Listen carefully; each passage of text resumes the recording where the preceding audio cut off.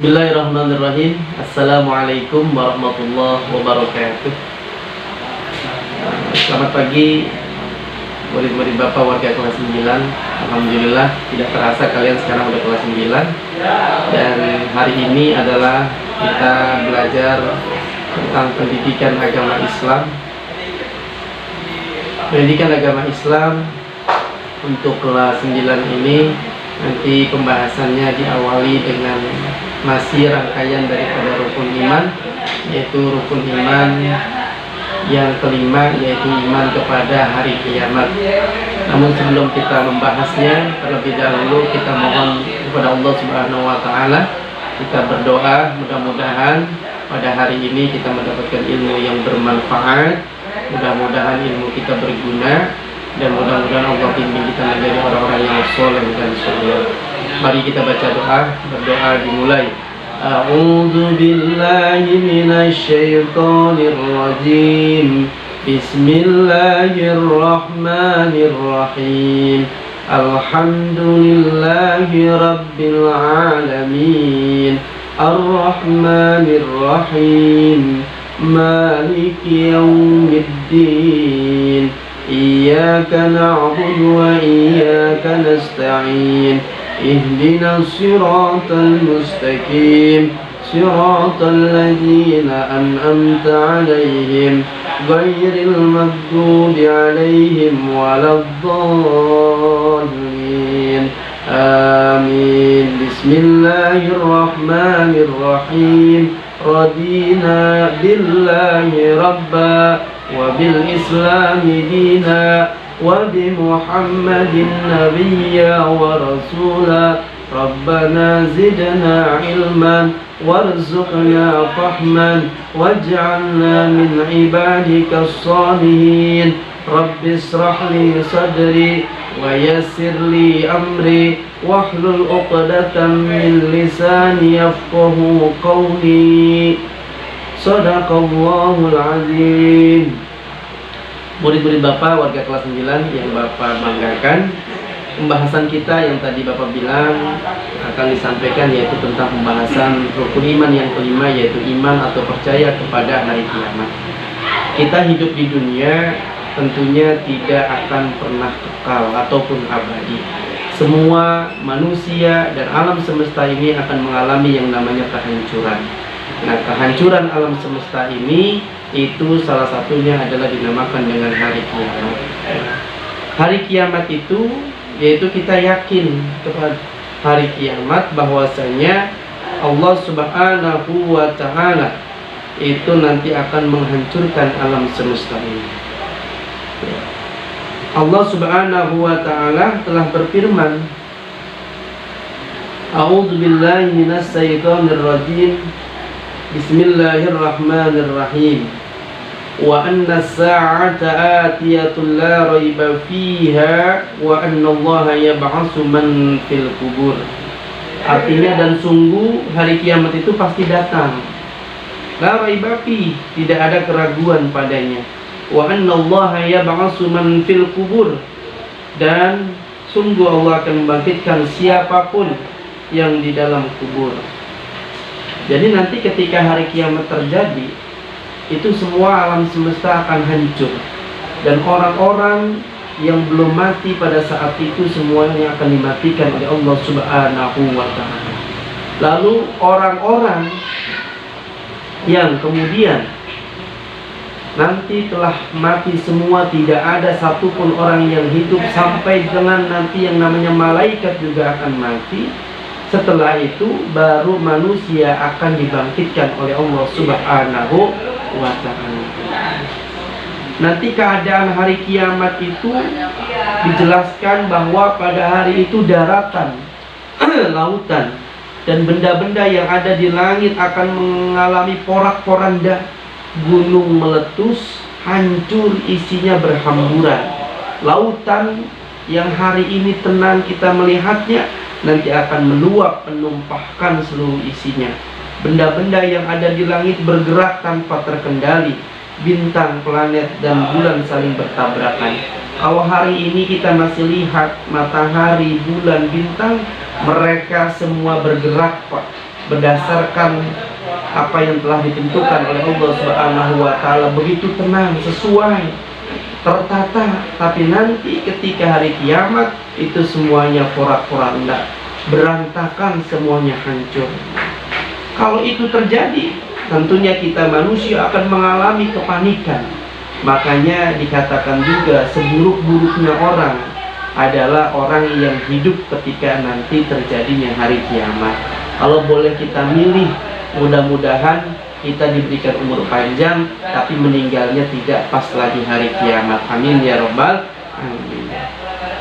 Murid-murid Bapak yang Bapak banggakan, lalu kemudian hari kiamat itu terbagi dua.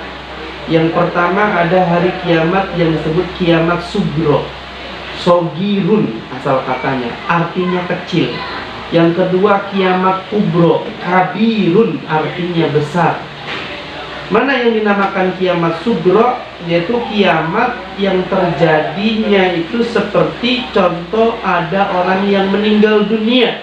Kita punya keluarga, bapak meninggal, berarti kita mengalami kiamat. Kiamatnya bukan kubro, tapi kiamatnya kiamat sugro, kiamat yang kecil.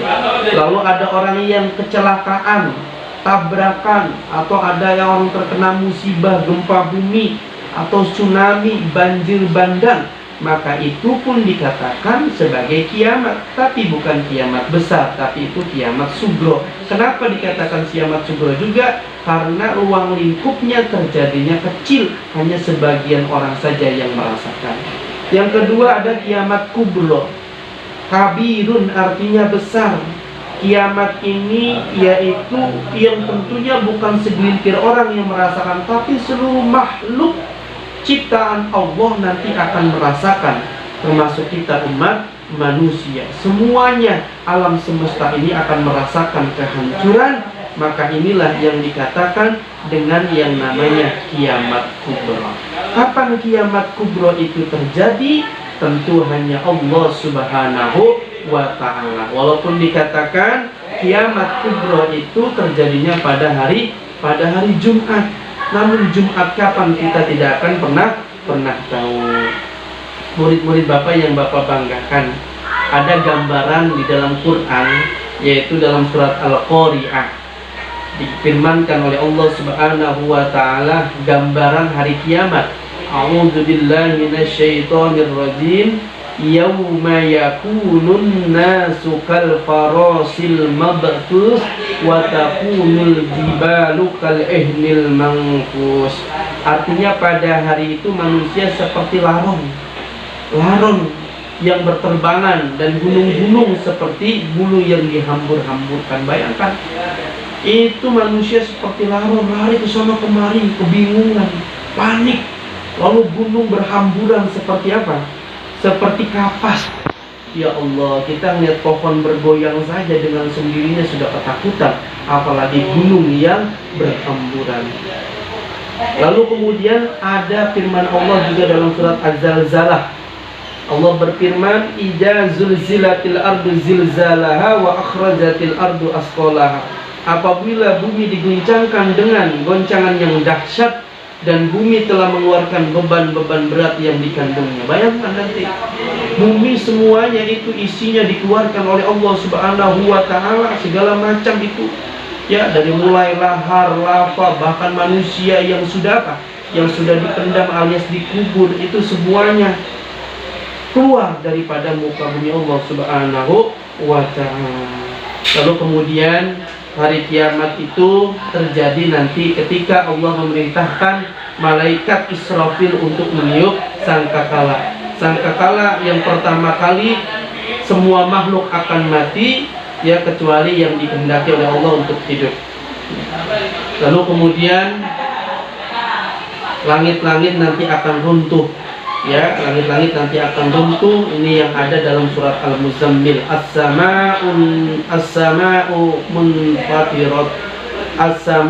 munfatiratun bih kana wa'duhu maf'ula. Langit terbelah pada hari itu, janji Allah pasti terlaksana. Murid-murid Bapak yang Bapak banggakan, ini gambaran nanti kiamat kubro kiamat kubra maksud Bapak yang akan terjadi, kapan waktunya, sekali lagi hanya Allah Subhanahu wa taala. Ini saja pertemuan untuk yang pertama, untuk kelas 9. Nanti akan kita lanjutkan kalau udah hari kiamat terjadi, tidak ada lagi kehidupan, nanti hanya Allah Subhanahu wa taala yang hidup. Setelah itu kita umat manusia nasibnya akan bagaimana dan akan apa yang akan kita alami nanti hari-hari berikutnya. Insya Allah di pertemuan yang akan datang. Sekarang cukup sampai di sini saja. Tugas kalian yaitu kalian untuk kelas 9 hanya menghafal surat Al-Hajj ayat 27 dan juga surat Al-Qari'ah ayat 1 sampai 2. Jadi Al-Hajj sama surat Al-Qari'ah dihafalkan ya, paling telat nanti paling terakhir hari Selasa Ahad depan. Ya, ini saja yang bisa Bapak sampaikan. Mudah-mudahan ada manfaatnya dan kita sudah belajar walaupun baru pengertian hari kiamat dan pembagiannya dan keadaan-keadaannya. Mudah-mudahan ini menambah rasa kita untuk lebih taat lagi kepada Allah Subhanahu wa ta'ala. Terima kasih. Mari kita tutup pertemuan kita yang pertama ini dengan bersama-sama membaca kafaratul majlis. Subhanakallahumma wa bihamdika asyhadu an la ilaha illa anta astaghfiruka wa atubu ilaik. Walhamdulillahi rabbil alamin.